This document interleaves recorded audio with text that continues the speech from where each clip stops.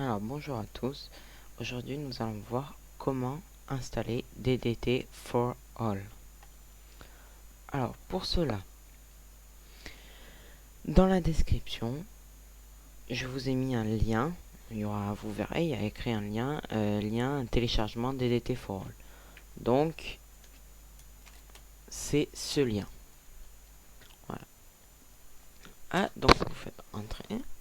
Donc là vous arrivez sur Mega.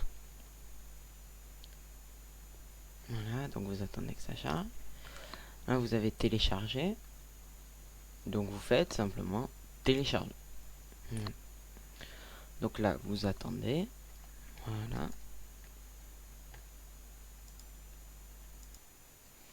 Voilà, donc une fois téléchargé, vous arrivez là-dessus. Donc vous voyez, vous avez votre fichier qui s'est téléchargé ici.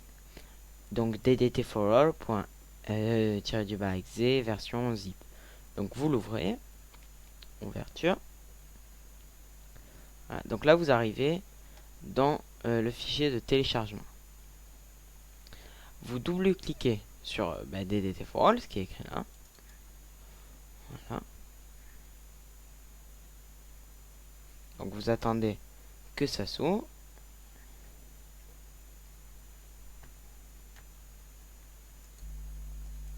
Donc là, comme vous pouvez le voir, ça m'ouvre une page. Peut-être que ça vous l'ouvrira pas.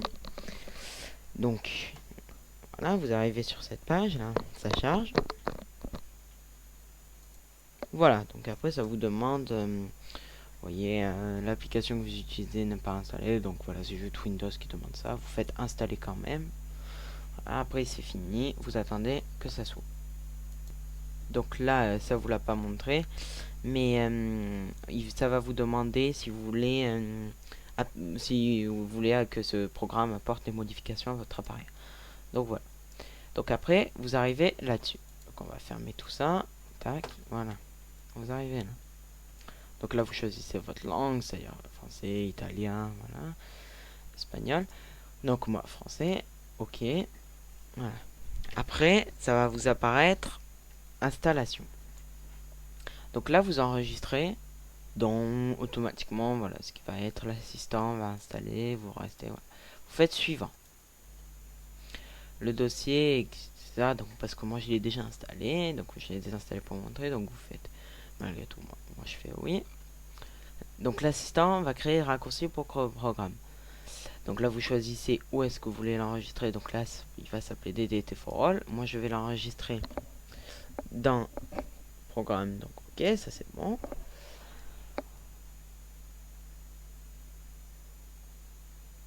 Donc où l'assistant doit-il placer la raccourci de son programme suivant. Créer l'icône sur le bureau. Donc vous le faites, au moins vous l'aurez, ça apparaîtra ici. Suivant. Donc là ça met où est-ce que vous avez décidé d'enregistrer tout ça. Vous faites installer. Donc là vous attendez que ça termine. Voilà. Donc là ça a bientôt fini pour moi. Donc voilà. Une fois terminé, vous allez arriver dans fin de l'installation. Voilà. Donc vous faites terminer.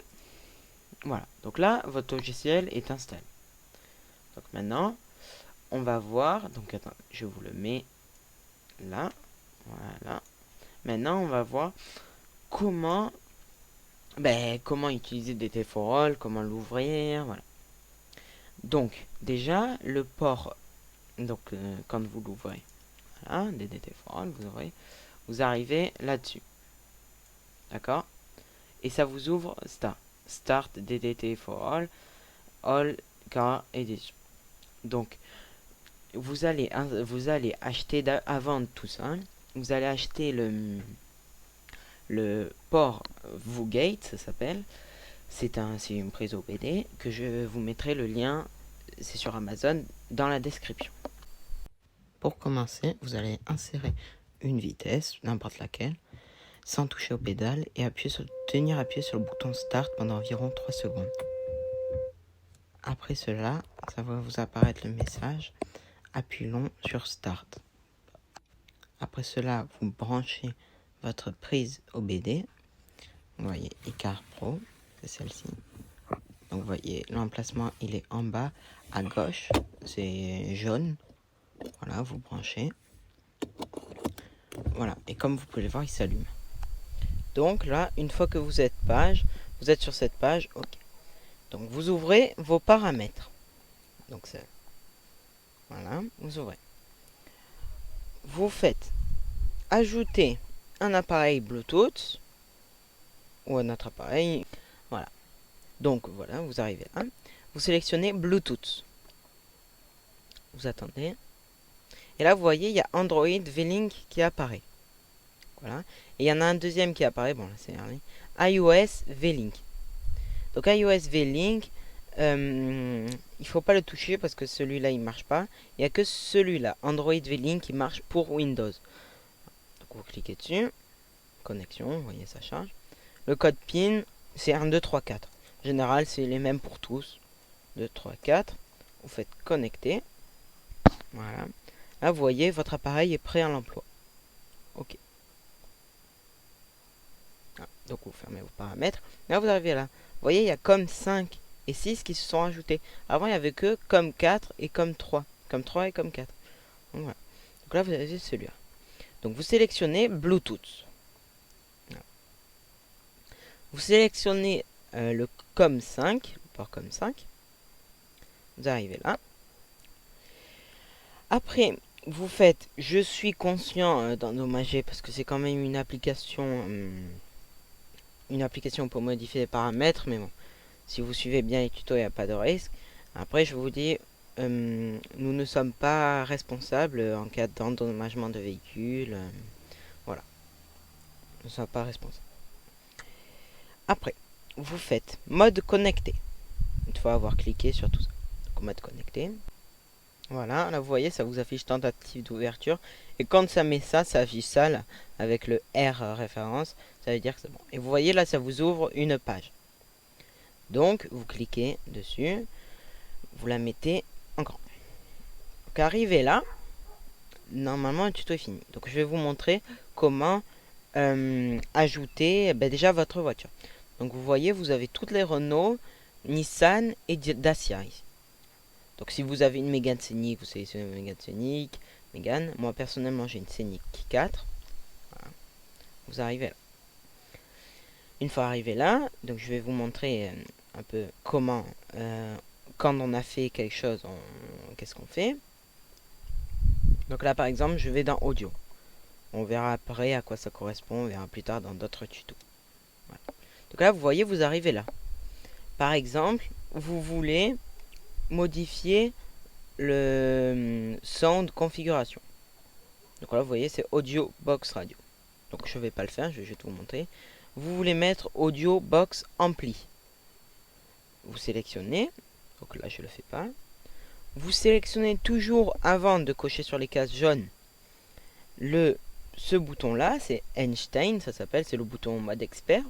Vous cliquez dessus et là vous voyez, je peux faire right. Donc vous appuyez. Voilà. Là vous voyez, ça écrit des choses. Donc moi j'ai rien demandé. Donc là ça fait rien. Et voilà. Donc une fois avoir fait ça, vous attendez, vous appuyez sur Key on off reset. Donc vous appuyez et en gros ça vous reset l'écran, ça vous reset ce que vous avez fait. Vous attendez un petit moment qui se rallume. Voilà. Donc là il s'est rallumé, comme vous pouvez le voir. Une fois avoir fait ça, vous tenez appuyé sur le bouton on off.